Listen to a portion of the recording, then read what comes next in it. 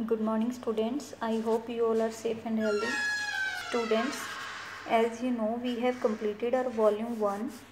Today we are going to start volume 2. Okay? And here chapter number 7 is the British rule. So students, I hope आप सब इतना जानते होंगे, आपने stories भी सुनी होंगी कि आज से बहुत साल पहले इंडिया ब्रिटिशर्स का गुलाम था, इंडिया के ऊपर अंग्रेज़ों का राज था, है ना बेटा। तो इस चैप्टर के अंदर हम उन्हीं ब्रिटिशर्स के बारे में पढ़ेंगे, कैसे वो इंडिया के अंदर आए, क्या क्या उन्होंने किया, वो क्यों आए थे, किस पर्पज़ से आए और कैसे उन्होंने इंडिया के ऊपर कंट्रोल कर लिया था। Okay, so first of all we are going to start with let's begin. So here question number 1 they are asking, do you know about any foreign ruler or country that ruled India? क्या बच्चों आप किसी ऐसी country को, ऐसे rulers को जानते हो जिन्होंने कभी इंडिया के ऊपर रूल किया हो? तो वो हैं बेटा जिन्होंने इंडिया के ऊपर कंट्रोल किया है, जैसा कि हमने पहले सुना भी है, मुग़ल और ब्रिटिशर्स ने, राइट। कैसे क्या किया था वो हम आगे के चैप्टर में डिस्कस करेंगे। बी, हेनसंग नाम का एक चाइनीज़ ट्रैवलर था जिसने बहुत सारी बुक्स लिखी थी। उसने बताया कि गुजरात के अंदर एक विलेज है, सिटी है, दैट इज़ वल्लभी, और उस विलेज के अंदर बहुत सारे वैल्यूएबल प्रोडक्ट्स पाए जाते हैं। ठीक है, बहुत सारे वैल्यूएबल प्रोडक्ट्स पाए जाते हैं। और जो अरब ट्रैवलर्स थे, अरब के जो लोग थे, वहाँ से लोग आते थे ताकि वो इस सिटी से वेल्थ और ये गोल्ड ले जाएं। अब आपसे पूछा गया कि इसके अंदर किस कंट्री की बात की गई है, मतलब कि ये वल्लभी किस कंट्री के अंदर लोकेटेड है। तो बेटा हमें अभी अभी पढ़ा कि ये गुजरात के अंदर है, और गुजरात कहाँ है? इंडिया में है। तो ये कौन सी कंट्री के बारे में बात कर रहे हैं? इंडिया के बारे में। About which country are the Arab travellers talking about, कि ये जो अरब ट्रैवलर्स हैं ये कौन सी कंट्रीज़ में आते थे, कहाँ से प्रीशियस चीज़ें लेके जाते थे? इंडिया में। ठीक है बेटा। सी पार्ट है, why do you think a country would want to control another country. Question में पूछ रहे हैं कि एक कंट्री दूसरी कंट्री को कंट्रोल क्यों करना चाहती होती थी, क्या रीज़न रहता था। तो एक तो हम कह सकते हैं कि वो उनसे वेल्थ लेना चाहते थे, उनका पैसा लूटना चाहते थे। दूसरा, उनके ऊपर अपनी पावर जमाना चाहते थे कि हम उनसे ऊपर हैं, है ना, उनको दबा के रखने के लिए। थर्ड जो उनका रीज़न हो सकता है, that can be revenge. Revenge मतलब बदला लेना, कि या फिर कोई कंट्री दूसरी कंट्री के ऊपर कंट्रोल क्यों करेगी, उससे बदला लेने के लिए।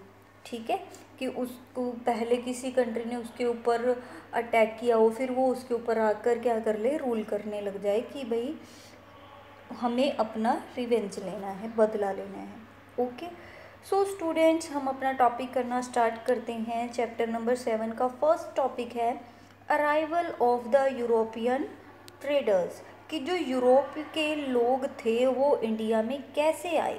ठीक है, सो बच्चे हम सब जानते हैं कि 15 अगस्त को हम लोग इंडिपेंडेंस डे सेलिब्रेट करते हैं। ठीक है, क्यों करते हैं? क्योंकि इस डेट को हमने ब्रिटिशर्स से फ्रीडम मिल गई थी, है ना बेटा। तो इस दिन ब्रिटिशर से मिली थी, लेकिन इसका मतलब ये नहीं है कि इंडिया के ऊपर सिर्फ ब्रिटिशर्स ने ही राज किया था, इंडिया के ऊपर और भी लोगों ने राज किया था। मीन्स इंडिया को और भी लोगों ने क्या किया था, अपना गुलाम बना के रखा हुआ था। Okay, in earlier times India was one of the richest lands in the world, कि इंडिया जो है ना पूरे वर्ल्ड में बहुत अमीर कंट्रीज़ के अंदर आता था, बहुत रिच होता था। इसलिए जो फॉरेन के रूलर्स होते थे, ट्रेडर्स आते थे ना, वो इंडिया की तरफ अट्रैक्ट होते थे। उनको ये होता था कि हम भी इंडिया जाएं और वहाँ से इतना सारा पैसा लेकर आएं। उन्होंने क्या किया, कुछ लोगों ने तो क्या किया, कुछ कंट्रीज़ ने इंडिया के ऊपर अटैक किया और इंडिया से वेल्थ ले गए। और जैसे कि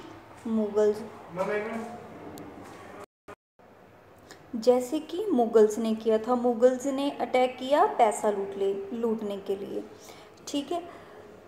इसी के साथ ही जो इंडिया था उसमें बहुत सारे स्पाइसेस पाए जाते थे, कॉटन, सिल्क, मसलिन, ये सारी चीज़ें इंडिया में बहुत ज़्यादा होती थी।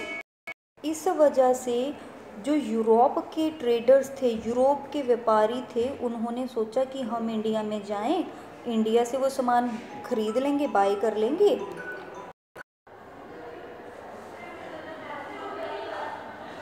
तो जो यूरोपियंस थे वो इंडिया में पैसा कमाने के लिए आ गए। उन्होंने सोचा कि हम इंडिया से खरीदेंगे और दूसरी कंट्रीज़ को बेच देंगे, जिससे हमें प्रॉफिट होगा। तो इस तरीके से उन्होंने इंडिया में एंटर करना शुरू कर दिया। ऐसे जो यूरोप के ट्रेडर्स थे, यूरोप के लोग थे, वो लोग ट्रेड करने के लिए, चीज़ें खरीदने के लिए, बिजनेस करने के लिए इंडिया में आए। लेकिन फिर जैसे जैसे टाइम जाता गया वो लोग इंडिया के रूलर्स ही बन गए, ठीक है। सो बेटा, यहाँ तक हमारा फर्स्ट टॉपिक कंप्लीट होता है, ठीक है। यहाँ पर आप देख सकते हो कि इंडिया में देखो स्पाइसेस मिलते थे, silk, cotton, muslin, different types के, है ना, प्रीशियस स्टोन्स। तो ये सारी चीज़ें थी जो ट्रेडर्स को, जो बाहर के जो देश थे उनके लोगों को अट्रैक्ट करती थी और वो इंडिया में आते थे, ठीक है।